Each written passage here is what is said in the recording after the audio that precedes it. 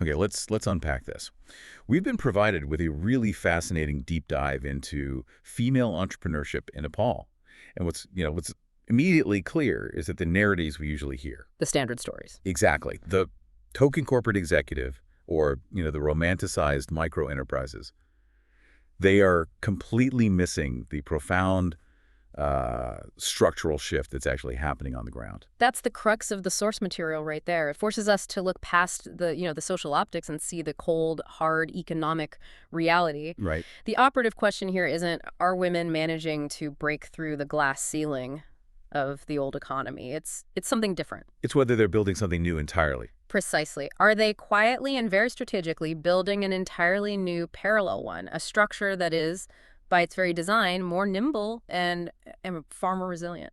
And the data backing this up is just staggering. It reveals this central paradox when you look at the fundamentals, the actual business metrics. The 5-year survival rates? These women-led ventures show demonstrably higher 5-year survival rates than their male counterparts. They are quite simply better at staying in business. They're building more durable companies. Yet, and this is the kicker, when they look to scale, their access to growth capital is catastrophically low. The source material says less than 3%. Less than 3% of all VC money deployed in Nepal this year, in 2024, has gone to women-founded companies that are looking for Series A funding. It's an incredible number. And if we connect this to the bigger picture, that 3% figure isn't just a footnote, it's a real-time study in market failure. I mean, when a nation fails to finance its most high survival rate businesses, It's choosing to lose. it is, by definition, forfeiting its most promising path toward a diversified, digitally native economy. For any sophisticated investor, this is a massive, untapped arbitrage opportunity. The market is just systematically undervaluing resilience. That sets the stakes perfectly. It's not just a disparity, it's an active misallocation of capital. So let's dig into the architecture of this parallel structure they're building. The sources draw a really sharp line, don't they, between the legacy, male-dominated economy. Right, the one that prioritizes physical assets, hydropower, cement, real estate. All hugely capital-intensive. And they require those deep political and, familial connections to even get off the ground. And this is where the divergence really begins. The new parallel economy, it operates on a fundamentally different principle. It's almost counterintuitive. The analysis describes it perfectly as asset-light but problem-heavy. Asset-light, problem-heavy, I like. It avoids those legacy sectors that are locked down by established capital, and instead it focuses on these sophisticated service ecosystems, sectors that were, frankly, just ignored by that older capital because they don't fit the traditional archetype of business. The one that demands a factory. The one that demands a factory and a land title, yes. Right. So let's make that concrete. When you say problem-heavy, what specific societal needs are these entrepreneurs solving that legacy capital just walks right past? Well, we see clear patterns, especially in what you could call the human capital space. So ed tech and health tech. Okay. In ed tech, the business model bypasses the need for land and buildings entirely. These women-led startups, they focus on digitally delivered supplementary education, test prep platforms, vocational skills, all accessible right on a smartphone. So they're solving the very real problem of inconsistent education quality. A tangible national problem. And they don't need to acquire a single plot of land to do it. Their assets are intellectual property, their code, customer data, and brand loyalty. It's a really strategic move, isn't it? They're just bypassing the most friction-heavy part of the legacy system, which is property. Exactly. They're building businesses where the barriers to entry are creativity and deep expertise, not, access to generational wealth or political favors. And you mentioned health tech. Similarly, in healthcare, the focus shifts. It's on preventative care, mental wellness, maternal health areas that were, for a long time, kind of relegated to the nonprofit sector. Right. The analysis points to this one fascinating Kathmandu-based startup. They provide a subscription service for remote geriatric monitoring. Okay, so why is that specific example so illustrative of this new economy? What does it tell us? Because it solves a highly specific, high-stakes national problem that only an empathetic, service-focused model could even think to tackle. Nepal has a massive diaspora, right? Children working abroad, sending money home. Remittances are a huge part of the economy. A huge part. So this startup connects those children with their elderly parents back home. They offer scheduled check-ins, vital monitoring. The source rightly calls it a high-empathy, logistically complex service. Which a legacy investor would never see. Never. They're focused on building a big, visible hospital. They would never recognize the market opportunity in a recurring monthly subscription for peace of mind. Okay, so we have the architecture. It's smart, it's asset light, it's focused on essential services. Now let's go back to that resilience factor. Why does this model lead to those high survival rates? Well, it's not an accident. It feels like a strategic economic arbitrage. They're solving problems that need solving no matter what the economic cycle is doing.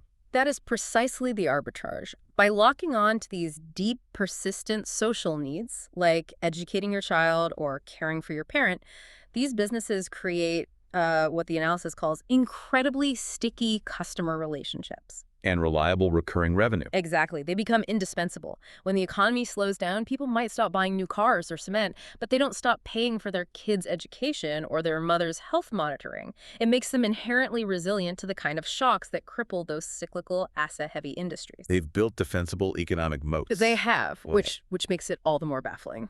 It brings us right back full circle to the 3% catastrophe. Why can't these high survival, high impact businesses attract capital past that initial seed stage? And we need to be really clear here. This 3% funding gap isn't just a bunch of individual investors making bad choices. It's systemic. It is the logical, predictable outcome of three interlocking systemic failures within Nepal's capital markets. It really begs the question, what structural barriers are actively blocking the growth of this entire parallel economy? Okay, let's break them down. Systemic failure number one, the VC mandate mismatch. Right. So Nepal's venture capital industry, which is still pretty nascent, has largely just imported a diluted Silicon Valley playbook. The unicorn hunting model. The unicorn hunting model, their mandate is clear. Find the 100x return, find the rapid exit either through an IPO or a big acquisition. And that fundamentally clashes with the businesses we've been talking about, a postnatal care app. Yeah. It's not geared for that kind of reckless, explosive growth. No, it's geared for steady, organic, highly sustainable, maybe 2 to 5 times annual growth, and long-term profitability. It's focused on deep market penetration and keeping customers, not a quick sensational flip. So the VCs just don't know how to value it. Their model isn't built for it. The VC system is designed to maximize the return on one massive winner, and it accepts that most of its other investments will fail. It is fundamentally not designed to value resilience and sustainable profit. So a founder pitches a solid, growing business. And they say, we are doubling our user base of paying mothers every 18 months and retaining 90% of them. And the VC hears, that's too slow. It doesn't fit the path to $1 billion valuation in 5 years. They misunderstand the very market they're in. So VCs are structurally out. The logical fallback would be traditional banks, right?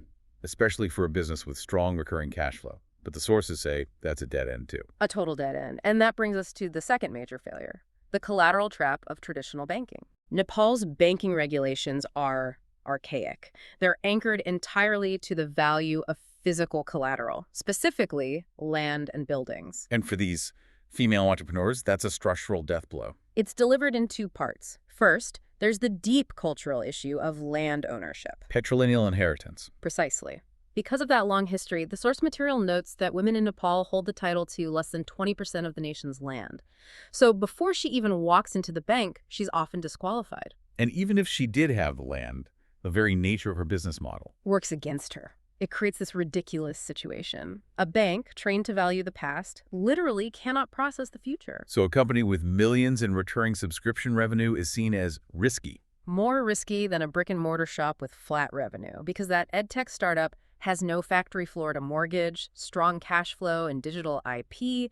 They just don't fit on the archaic risk assessment forms. It's an astonishing disconnect. Yeah. And then there's the third barrier, which is less about paperwork and more social. The invisible tax of network exclusion. This one is insidious because it operates entirely informally. Major investment deals in Nepal, they aren't solidified in boardrooms. They happen somewhere else. They're incubated in these informal late-night networks. The social gatherings of the Paichara, the Brotherhood, elite clubs, alumni reunions, family weddings, overwhelmingly male-dominated spaces. And for a founder who's not in that circle, What does that exclusion practically cost her? It costs time, energy, social capital.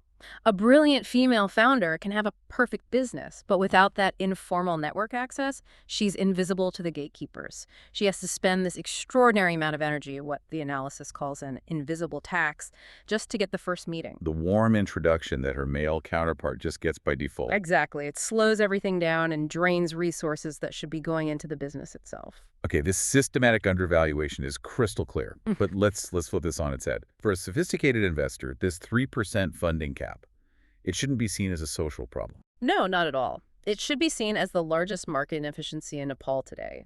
It is screaming for a contrarian play. A textbook arbitrage opportunity. Absolutely. Those willing to look past the bias, to look past archaic definitions of collateral, they stand to gain a massive first mover advantage. We only need to look at the region to see the scale of this potential. That's a great point. Let's use some parallels. Think about the success of Bcash in Bangladesh. A perfect example. Bcash scaled into a multi-billion-dollar company not by inventing some brand new tech, but by ruthlessly solving a deep, widespread national problem for the unbanked. And the parallel here is striking. It is. These women founders in Nepal are addressing similarly profound national needs, human capital, social welfare needs that the traditional private sector has consistently failed to serve. Investing in these models is like investing in the foundational software of the national economy. The sources also bring up Bhutan's gross national happiness, or GNH, not as a spiritual metric, but as an advanced economic indicator. How does that translate to an investment strategy in Nepal? It forces us to redefine value. While most nations fixate on GDP, Bhutan understood decades ago that things like health, education, community vitality, those are leading indicators of long-term economic stability. So the businesses these women are building directly boost those metrics. Directly. The geriatric monitoring service, the skills platforms. Investing in a platform that upskills rural women is a shrewd, long-term bet on workforce stability and productivity. You're creating a more robust tax base decades down the line. It's a dual return. You get financial return and you get systemic health. So this is the contrarian play. We have to talk about how to actually do it. The current financial instruments, they clearly don't fit. What's the path forward? The path forward requires intentional design. We have to create financial instruments that do fit this asset-light, problem-heavy reality. Like what? Well, maybe creating dedicated resilience funds, funds with a mandate that prioritizes profitability and customer retention over just, the VC quest for exponential growth. What about the banks? How do you break that collateral trap? That takes structured finance innovation. We need debt instruments, maybe with government guarantees at first, that are willing to accept intellectual property, brand value, subscription revenues Intangible assets. as legitimate, quantifiable forms of collateral. The first movers here, whether they're pioneering funds or state-backed banks, they won't just tap into this massively undervalued pipeline. They'll be seen as the architects of Nepal's next economic stage. Which brings us to the strategic outlook. Yeah. It really feels like there are two very divergent paths facing Nepal. Path one is stagnation by default. That's the default setting. If nothing changes, if banks cling to land collateral and VCs only chase unicorns, these incredible businesses will hit a hard growth ceiling. They'll stay niche. Niche, subscale, and crucially, the most ambitious founders will look abroad. It just exacerbates the brain drain. The parallel economy remains a critical but ultimately contained footnote. And the alternative path, catalytic intervention and exponential growth. This requires targeted strategic shifts, not charity. If a few pioneering funds or state-backed initiatives create a mandate for these asset-light, high-resilience models, their success will signal to the entire market that a new, highly profitable asset class exists. And that forces the traditional banks to reevaluate their rules. It forces them to adapt. It vitalizes the mainstream economy by integrating this new, resilient structure right into the financial core. The analysis delivers a pretty hard truth here. The market will not self-correct. The inertia of these patriarchal capital structures, both formal and informal, is just. It's stronger than the individual brilliance of the entrepreneurs. Absolutely. Changing that 3% figure requires a deliberate, contrarian, and probably uncomfortable reallocation of capital. The choice before investors and policymakers, it isn't really a moral one, it's an economic one. It's a choice between the past and the future. Are you going to keep betting on a pale, cyclical imitation of the past? Or are you going to finance an authentic, resilient, and demonstrably successful vision of the future? So what does this all mean for you listening to this, whether you're in Kathmandu or Connecticut? I want you to consider the valuation systems you use every single day. If customer loyalty and operational excellence are leading indicators of resilience, and they clearly are, what other seemingly soft metrics are you systematically undervaluing in your own business or your own portfolio? Are you still chasing the factory, the physical assets, just because that's the familiar story? Are you overlooking the code, the sticky revenue, and the deep problem-solving expertise that defines true, sustained value? That's something to think about the next time you assess risk.